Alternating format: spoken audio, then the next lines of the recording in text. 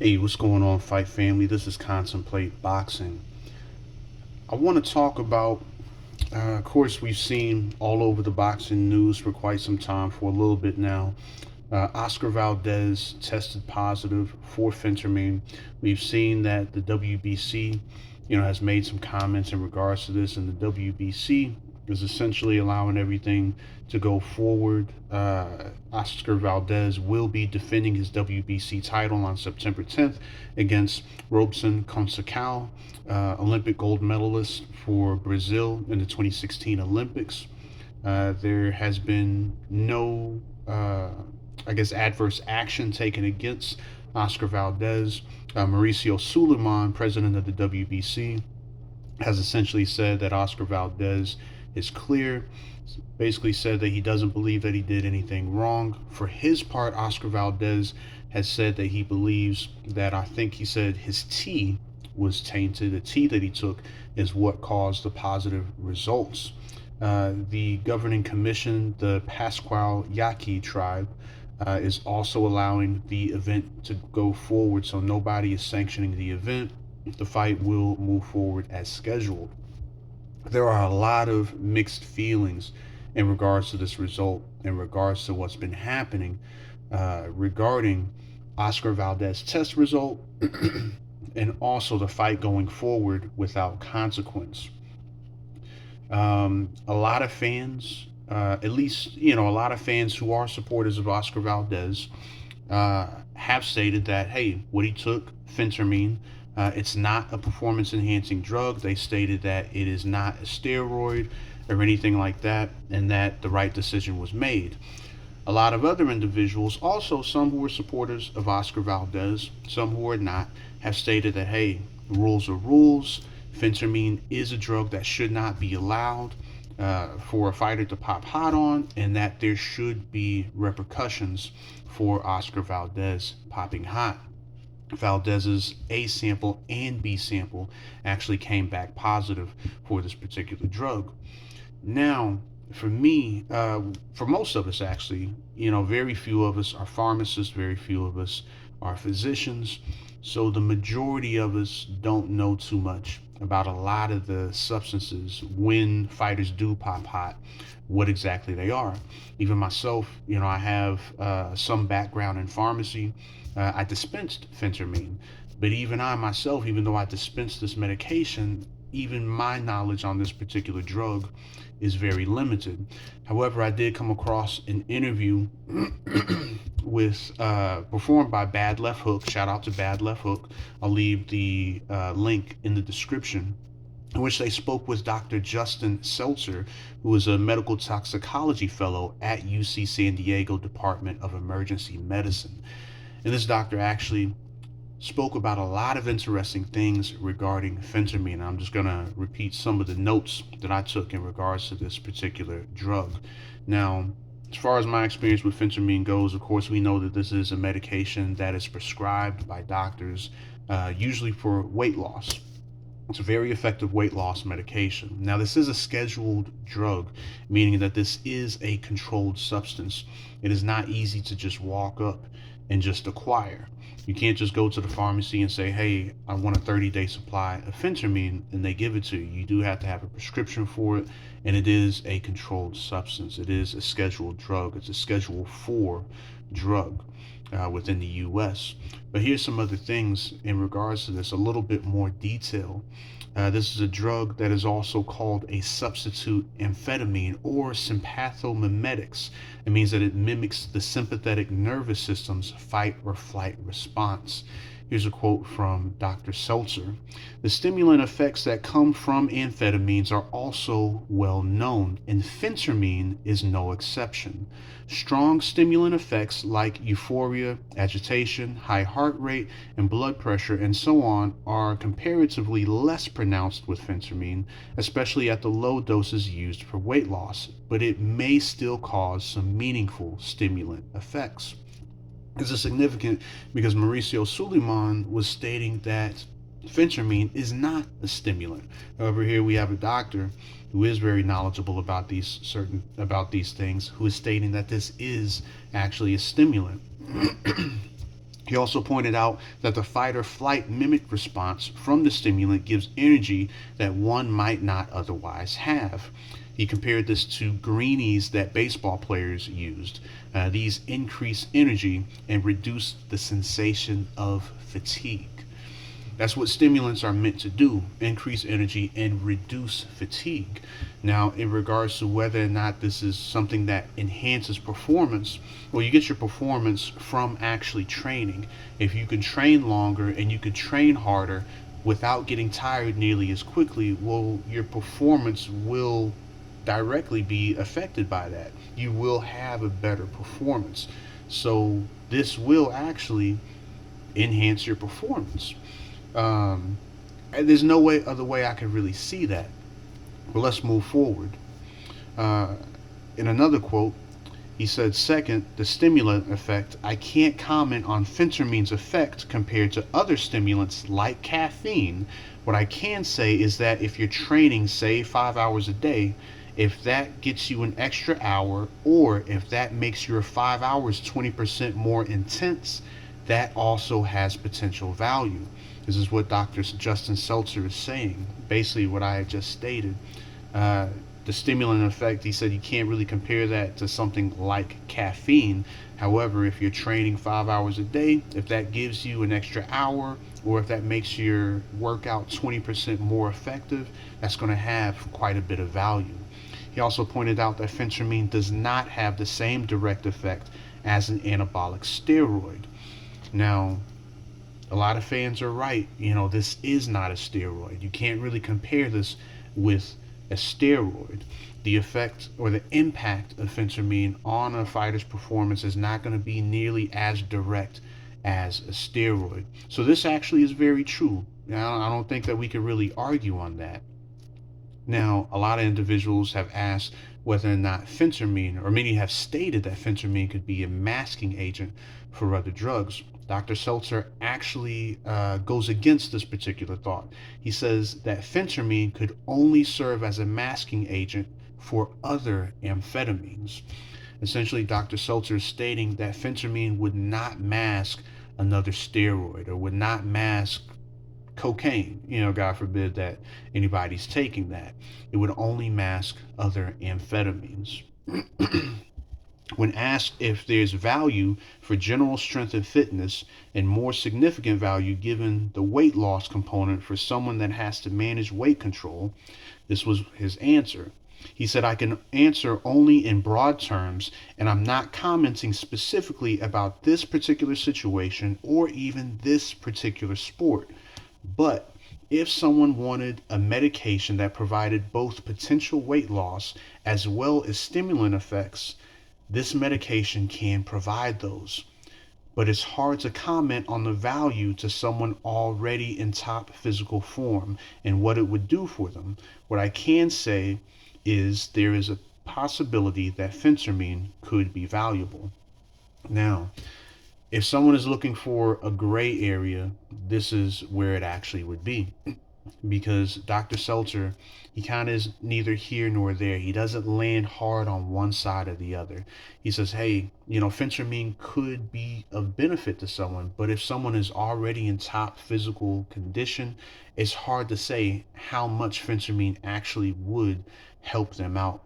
Oscar Valdez, we know he works very hard. He's usually always in the gym. I don't think we've ever seen him out of shape.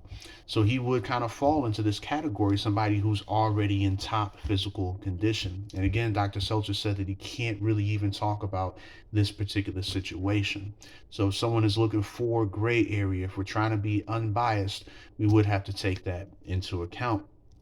Now, I know there was some comment in regards to after Oscar Valdez had failed his A test and failed his B test.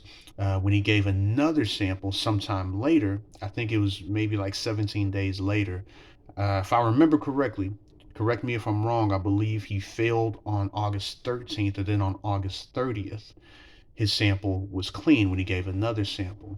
This would actually go into what's called the half-life of a medication, how long it takes for half of that medication to actually leave the body of the patient or the person that's taking the medication. So I think this kind of goes into whether or not that medication was ever even there to begin with. Was this a false positive, etc.? Because different medications do have a different half-life as to how they actually exit, or when rather they exit the patient's body. This is what Dr. Seltzer had to say about phentermine's half-life. About 20 hours. 4 to 6 days is a reasonable range. One could cycle off phentermine. After a week, medication would be out of the system, though detectable for a longer time, depending on testing method and threshold to qualify as a positive result. So, again, he said about 20 hours, 4 to 6 days is a reasonable range, and that someone could cycle off phentermine. Depending on how much an individual took, when they took it, the phentermine could be out of the patient's system in about a week. Again, if my memory is right, and Oscar Valdez gave his sample and failed on August 13th, and he was clear on August 30th, that could definitely mean that by that time he had already passed the phentermine out of his system, because we're looking at 17 days about between those two periods. So that's definitely possible. But then, Dr. Seltzer also stated that that could still be in the system, but detecting it would depend on the method of testing and also the threshold amount that's required to get a positive result. There's a little bit more that I had here. As far as accidental exposure, I think this right here is probably key. Now, usually, a lot of us talk about accidental exposure in things like supplements, other things like that. In this case, Oscar Valdez was blaming a tea that he drank. And a lot of us, myself included, kind of laughed at that, said, man, that's a ridiculous notion. You're not going to find phentermine in tea, or you're not going to find, over the counter medications in tea. However, here's what Dr. Seltzer actually stated in regards to this. A 2018 study from the California Department of Public Health, published in the Journal of the American Medical Association, stated that from 2007 to 2016, 776 supplements had a pharmaceutical drug, some not approved in the US. 20% or more had two or more drugs. These range from antidepressants to high blood pressure to weight loss, like sibutramine, which was taken off the market in 2010. 97% were not on the label. That's important.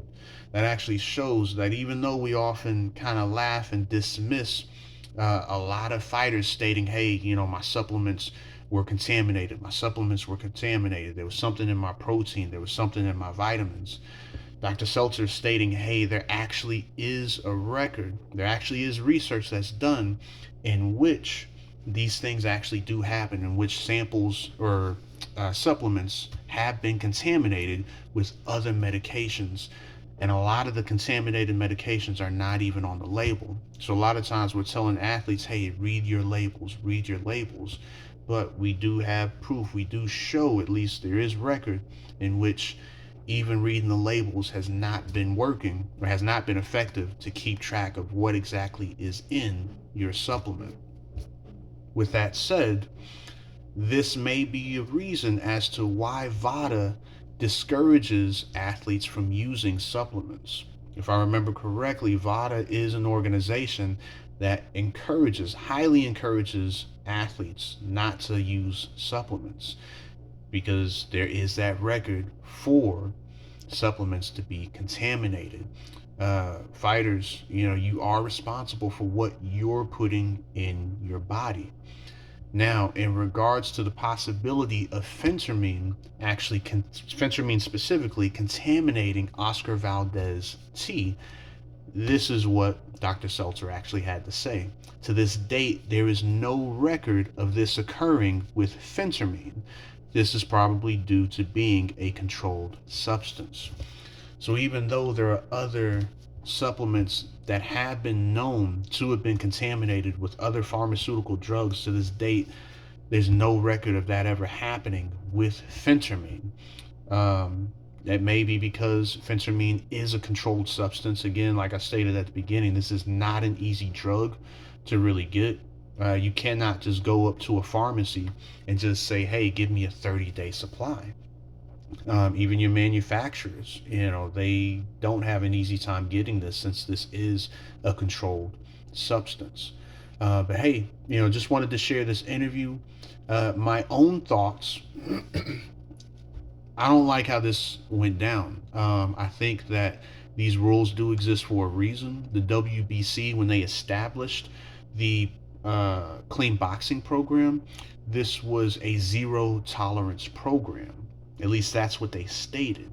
Now, the WBC, by giving wiggle room and by making these exceptions and making that exception, and especially Mauricio Suleiman coming out and stating, hey, phentermine is like drinking a few Red Bulls. He was quoted as stating, um, that's not zero tolerance. That is not a zero tolerance policy. And it doesn't look good. It doesn't look good for the sport. It doesn't look good for the WBC. It wasn't too long ago that we as fight fans, fighters, promoters, analysts, everybody was really coming down on the WBA for a lot of the corruption that they've been doing. The WBC is not looking good right now. Mauricio Suleiman, you're not looking good right now. And I don't think that was the decision that should have been made. But, it's one of the things that I often say is as much as we may disagree with the governing bodies, as much as we may disagree with the fighters, with the alphabet titles, all these organizations and whatnot, ultimately it's going to be up to the fans to decide what happens. We can say that we're upset with the WBC for what they do. We can say that we're upset with the WBA for what they do. But the question is, are we still going to watch fights that they sanction? So, fight fans, if you are in disagreement with what the WBC has done, if you're in disagreement with what you believe that Oscar Valdez has done, if you believe that he's purposely taken this, are you still going to tune into his fights? Are you still going to tune in to a fight that the WBC sanctions? I see a lot of fight fans that say, hey, WBC, we be corrupt. But yet you're still going to pay the pay-per-views to watch their fights. You're still going to tune in to the broadcasts that show fights that they sanction. Fight fans, ultimately, it's going to be up to you to vote with your views, to vote with your dollars, as to whether or not these sanctioning bodies continue to do what they do. By giving your views, your dollars, your attention, you are essentially rewarding these corrupt organizations, if you believe that they're corrupt, for their corrupt actions. But those are just my thoughts. Fight fam, I could be completely wrong. If so, let me know. Tell me that you disagree, and please, explain. Give me a breakdown of your disagreement. I love whenever we have conversation, and I love whenever, we're able to just share thoughts. But hey, fight family, those are my thoughts. Peace. God bless.